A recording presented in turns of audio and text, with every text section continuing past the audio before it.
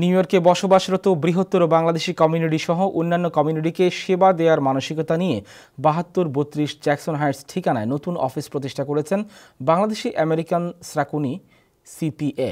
এই উপলক্ষে শনিবার অপরাহ্নে জ্যাকসন হাইটসের সানাই রেস্টুরেন্টে এক সংবাদ সম্মেলনের আয়োজন করা হয়।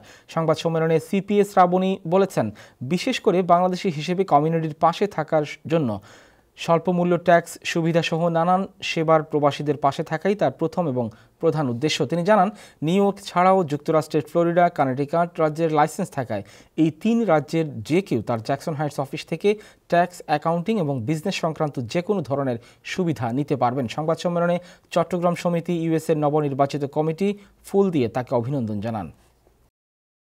আমাদের অ্যাটর্নি খায়রুল বাশার ভাই, উনি বহুদিন ধরে ইমিগ্রেশন স্পেশালিস্ট হিসেবে কমিউনিটিকে সাহায্য সহযোগিতা দিচ্ছেন এবং উনি এবার আমাকে এই সাপোর্টটি দিচ্ছেন। ওনার অফিসে বসে আমি স্যাটেলাইট অফিস থেকে এবার কমিউনিটিকে সেবা দেব।